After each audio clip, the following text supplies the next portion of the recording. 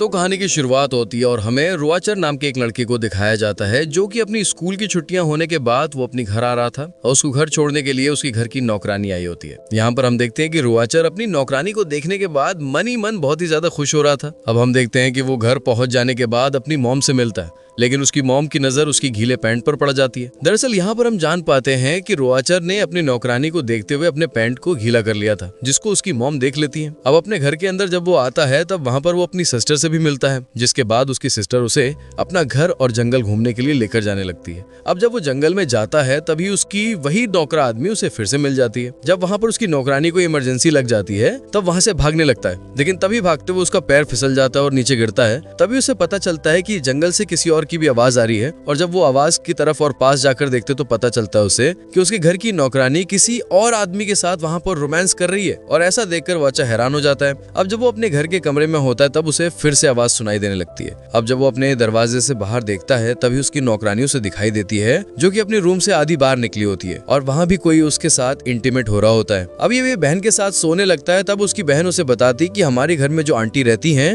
वो अभी तक वर्जिन है। अब अगली सुबह उसकी सिस्टर फिर से उसे जंगल घूमने के लिए लेकर जाने लगती है। तब उसकी नजर वहाँ पर पड़ती है कि जहाँ पर उसकी घर की नौकरानी है नहाने के लिए आया करती हैं। और तभी वहाँ पर एक एक करके उसके घर के नौकर भी आने लगते हैं और इन तीनों नौकरों को देखने के बाद यहाँ की नौकरानी आजी बाजी भी सारे इशारे करने लगती हैं। अब इसके बाद हम देखते हैं कि रुआचर नौकरानियों को और भी करीब से देखने की कोशिश करता है, लेकिन वहीं का एक नौकर वो उसे ऐसा करते हुए देख लेता है और उसको वहाँ से फौरन जाने के लिए कहने लगता है। तभी उसे वहाँ पर उसके सिस्टर मिल जाती है, जो कि उससे पूछती है कि तब तुम कहाँ गायब हो गए थे। अब इसके बाद उसकी सिस्टर उसे पास एक चर्च में लेकर जाती है और उसको वहाँ से चर्च की छत पर लेकर जाती है और वहाँ पहुँचने के बाद वो दोनों देखते हैं कि वहाँ पर रुआचर की आंटी आई हुई है, जो कि चर्च के फादर से कहती है कि जब से हमारे शहर में रुआचर आया है तभी से मैं उसे पसंद करने लगी हूँ और मेरा बस दिल कहता है कि मैं उसके साथ अपनी हर रात गुजारूं। अब जब रुआचर को ये बात पता चलती है तब वो बहुत ही हैरान हो जाता है। अब वो उसकी आंटी को बहुत ही करीब से देखने की कोशिश करता है ताकि वो उसे अच्छे से देख सके। तभी वहीं पर वो चर्च के फादर के पास गिरकर उल्टा लटक जाता है। तब वहाँ पर चर्च के फादर उसे पकड़ लेते हैं और उसकी शिकायत उसकी मदर से करते हैं।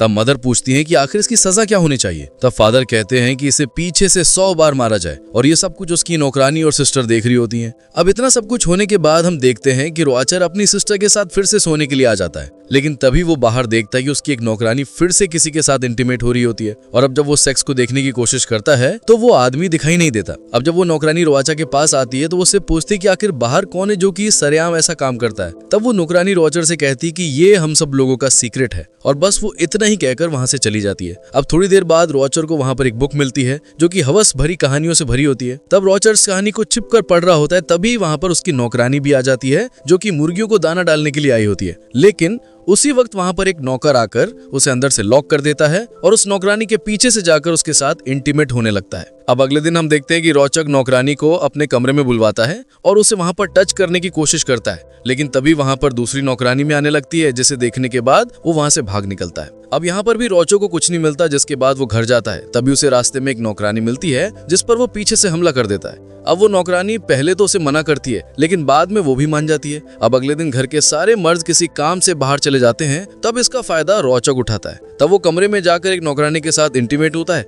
और रात हो जाने के बाद रुआचर अपनी आंटी का इंतजार कर रहा होता है। अब काफी रात गुजरने के बाद उसकी आंटी भी आ जाती हैं और यहाँ पर ये दोनों बहुत सारी बातें करने लगते हैं। फिर उससे कहते हैं कि तुम अभी तक वर्जिन हो और इसमें मैं तुम्हारी मदद कर सकता हूँ। लेकिन यहाँ पर पहले तो उसकी आंटी रुआचर को मना करती है, लेकिन उसके फोर्स करने के बाद वो मान जाती है, जिसके बाद आज रात ये दोनों यहीं पर इंटीमेट होने लगते हैं। अब कुछ देर बाद वहाँ पर हेलेन नाम की नौकरानी आती है, तभी रुआचर उसे पकड़ लेता है और यहाँ पर उसके साथ भी इंटीमेट हो जाता है। अब अगले दिन हम देखते हैं कि रुआचर अपनी हवस में आने के लिए स्टेबल में जाता है, जहाँ पर रुआचर अलीसा को सेड्यूस करने लगता है और यहाँ पर वो इसके साथ भी फुल का रिलेशन बना लेता है। अब यहाँ पर हमें पता चलता है कि रुआचर ने अपने घर की किसी भी लेडी को नहीं छोड़ा है। अब इसके बाद काफी वक्त गुजरने के बाद हम देखते हैं कि रुआचर इस हद तक गुजर जाता है कि वो अपने कमरे में एक साल बहुत सारी लड़कियों को बुलवा कर उनके साथ इंटीमेट हुआ करता है। अब कुछ टाइम बाद हम देखते हैं कि अलीसा रुआचर से कहती है कि अब वो प्रेग्नेंट है और ऐसा सुनकर रुआचर की फट जाती है। अब अगले दिन रुआचर के कमरे में एक नौकरानी फिर से आती है और उससे वो भी कहती है कि वो भी प्रेग्नेंट है